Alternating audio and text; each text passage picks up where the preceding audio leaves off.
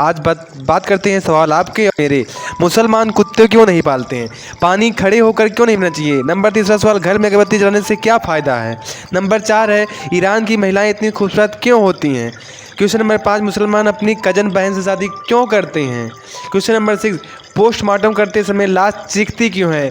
और question number 7, कुछ लोगों को पत्नियां क्यों भाग जाती हैं? ये आपको सब समझेगा जब आपको वीडियो को पूरा देखेंगे, तभी आपको मज़ा आएगा। तो चलिए स्टार्ट करते हैं। पहला क्वेश्चन क्या है, मुसलमान कुत्ते क्यों नहीं पालते हैं? तो हम बात करते हैं दोस्तों, जिसने भी यह सवाल पूछा है बहुत ही अच्छा सवाल है और इसका उत्तर देना ज़रूरी भी है। लेकिन उससे पहले मैं आपको बताना चाहूँगा कि आप दूसरों की बताई हुई गलत बातों और गलत स्रोतों को ना मानें और अपना जहन साफ रखें और तर्कों को सामने रखकर सही बात समझें और सही बात फैलाएं।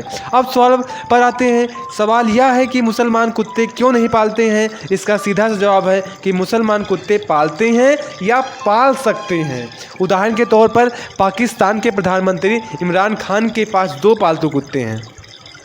भारत की बात करें तो ऐसे भी भारत में लाखों की तादाद में मुसलमान गरीबी रेखा से नीचे अपनी ज़िंदगी गुजारते हैं।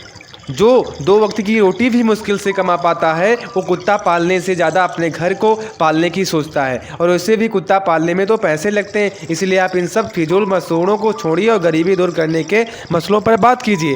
क्वेश्चन नंबर 2, पानी खड़े होकर क्यों पीना चाहिए?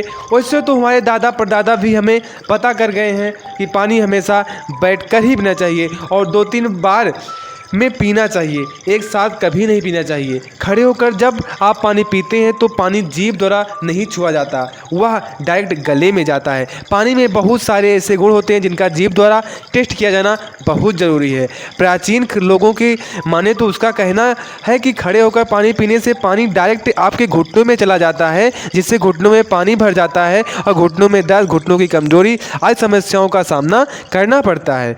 कई सारे लोगों को यह भी मानना है कि दूध हमारे से खड़े होकर पीना चाहिए, दूध क्योंकि खड़े होकर पीने से वह डायरेक्ट आपके घुटनों में चला जाता है और दूध के घुटनों में जाने से आपके घुटने बहुत मजबूत हो जाते हैं। लेकिन आपको बता दूं कि इन दोनों ही बातों के वैज्ञानिक प्रमाण मेरे पास नहीं है। तीसरा क्वेश्चन है, घर में अगरबत्ती जलाने के क्या फ़ायदे होते हैं? अगरबत्ती जलाने के 2 प्रयोजन हैं। पहला यह है कि देवताओं के समक्ष अगरबत्ती जलाकर उन्हें प्रसन्न करना। दूसरा यह है कि घर में सुगंध को फैलाना, जिससे मन शांति महसूस करे। दूसरा बात करते हैं, कहते हैं कि अगरबत्ती जलाने से घर की नकारात्मक ऊर्जा बाहर हो जाती है, विशेषकर कि सुगंध से मस्तिष्क का दर्द और उससे संबंधित रोगों का नाश हो जाता है। इसे दिल के दर्द में भी लाभदायक माना गया है। कहते हैं कि इससे घर के लड़ाई झगड़े और पितृ दोष का भी शमन हो जाता है और घर में शांति एवं समृद्धि बनी रहती है। चौथा पॉइंट देखते हैं, यदि आपको किसी भी प्रकार का तनाव है या चिंता है तो घर में विशेष प्रकार की सुगंध वाली अगरबत्ती लगाएं, इससे रात में अच्छी नींद भी आती है। कहते हैं पांचवा कहते हैं कि अगरबत्ती लगाने से दिव्य शक्तियाँ आकर्षित होती है और व्यक्ति को उनसे मदद मिलती है। क्वेश्चन नंबर 4 है, ईरान की महिलाएं इतनी खूबसूरत क्यों होती हैं? अक्सर या तो आप जानते हैं कि महिलाएं को खूबसूरत होती हैं, लेकिन ईरान की महिलाएं इतनी ज़्यादा खूबसूरत क्यों होती हैं? आज हम आपको यही बताने जा रहे हैं कि ईरान की महिलाओं के इतने खूबसूरत होने के पीछे का क्या राज है। एक सर्वे के अनुसार ईरान की महिला को सबसे ब्यूटीफुल माना जाता है, जिसका क्रेडिट वे घरेलू नुस्खों को देती हैं। इस देश की महिला बॉडी मसाज के लिए ज़्यादातर नारियल का तेल इस्तेमाल करती हैं। इसके अलावा वो शहद में बादाम का तेल मिलाकर भी चेहरे पे लगाती हैं। यहाँ की महिलाएं चेहरे धोने के लिए गुलाब जल या दूध प्रयोग करती हैं, जिसमें विटामिन ए होता है। इसके अलावा चावल और मछली खाना बहुत ज़्यादा पसंद करती हैं। दरअसल ईरानी महिला केमिकल युक्त फेस वॉश को इस्तेमाल नहीं करती हैं। इनकी बजाय होममेड तरीक़ों से स्किन का ख्याल रखती हैं और घर पर अंडे व नींबू से फेस पैक बनाकर लगाती हैं। अब क्वेश्चन नंबर 5 पर आते हैं। मुसलमान अपनी कजन बहन से शादी क्यों करते हैं? इस्लाम में एक ही खानदान के चचेरे, ममेरे और फुफुरे भाई बहनों के बीच विवाह को प्रोत्साहित किया जाता है। वहीं ज़्यादातर धर्मों पर देशों में यह एक अपराध के रूप में देखा जाता है। कोई भी व्यक्ति अपनी माँ, बेटी, खुद की बहन, अपनी फूफा, खाला, अपने बहन की बेटी, अपने भाई की बेटी, धाई, माँ की बेटी, अपनी सास तथा अपनी सौतेली बेटी जिसका वह खुद देखभाल करता हो उसे निकाह नहीं कर सकता।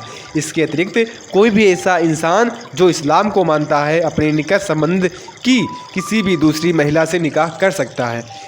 एक आंकड़े के अनुसार इस्लामिक देशों में 70% के करीब निकाह अपने चचेरे, ममेरे और फुफोरे भाई बहनों के बीच में ही होता है। यहाँ तक कि अमेरिका जैसे विकसित देश में रहने वाले मुसलमानों के बीच ऐसी शादियों का प्रतिशत 50% के आसपास है। इस्लाम में इस प्रथा के प्रचलित होने के मुख्य कारण यह होता है कि उन्हें लगता है कि अपने परिवार या निकट संबंधियों के बीच निकाह करने से निकाह के सफल होने की संभावनाएं ज़्यादा होती हैं, क्योंकि पति और पत्नी एक दूसरे को पहले से जानते हैं। लेकिन ऐसी शादियों का एक दूसरा पहलू यह है कि ऐसे विवाह से जन्मे संतानों में बहुत ज़्यादा वंशानुगत विकार और बीमारियाँ पाई जाती हैं। एक अनुमान के अनुसार ऐसी शादियों से जन्मे 38% से ज़्यादा बच्चे वंशानुगत विकारों से ग्रसित होते हैं। इस्लाम के अनुसार और किसी भी धर्म में जो विकसित विश्व का हिस्सा है ऐसी शादियां देखने को नहीं मिलती। यहाँ तक कि ज़्यादातर धर्मों और देशों में ऐसी शादियों को अपराध की श्रेणी में रखा जाता है और इस्लाम की कुछ ऐसी ही परंपराओं के कारण वह दूसरों धर्म से अलग पड़ जाता है। नेक्स्ट बात करते हैं कि क्वेश्चन नंबर 6, पोस्टमार्टम करते समय लाश चीखती क्यों है। ओके, इसका मतलब है पोस्टमार्टम के दौरान लाशें चीख पड़ती हैं। इसके पीछे की वजह है कि बॉडी के अंदर मौजूद बैक्टीरिया गैस बनाते हैं, जिसके कारण बॉडी के कमर्शियल में खिंचाव आता है, जिसकी वजह से डेड बॉडी चीखने लगती है। यह बात डॉक्टर लोगों को कभी नहीं बताते, क्योंकि ऐसी स्थिति में मृत इंसान के परिजन अपना आपा ही खो सकते हैं। परिजनों को लगेगा कि मृत इंसान में अभी भी जान है। इस हाथ में बचने के लिए डॉक्टर लोगों से इस बात को छुपाते हैं। क्वेश्चन नंबर 6 पे हो गया। 7 पे आते हैं, कुछ लोगों की पत्नियां क्यों भाग जाती हैं। दरअसल इसके पीछे कई कारण हो सकते हैं, जैसे कि नंबर 1, मन की शादी ना होना। ज़्यादातर महिलाएं नौकरानी के भरोसे रहती हैं, पर सच्चाई तो यह है कि अपना घर खुद ही संभालने से सही रहता है और इसके स्त्री पुरुष का बराबर योगदान होना चाहिए। नंबर 2, अतिशय बात करना। ये एक नया चलन चला है। सगाई के बाद व्हाट्सअप लेके सुबह शाम लगे रहना, फ़ोन पर सब्जी से लेकर एक पल की खबर देते रहना। कुछ जिम्मेदारी और समझ रखें और पत्नी को भी कुछ आपके परिवार या आपकी माँ से सीखने का मौका दे। 3 नंबर फैक्ट पे आते हैं, फेमिनिस्ट महिलाओं की संख्या बढ़ना। देखिए, कड़वी है पर सच बात है कि महिलाओं पर जिम्मेदारी ज़्यादा होती है। आजकल सबको एक नौकरानी चाहिए, पर दिन भर फ़ोन पर लगे रहते हैं। पर पूरा देश बड़े शहरों में अकेला नहीं रहता। मन की बात नहीं हुई तो मायके निकल लिए।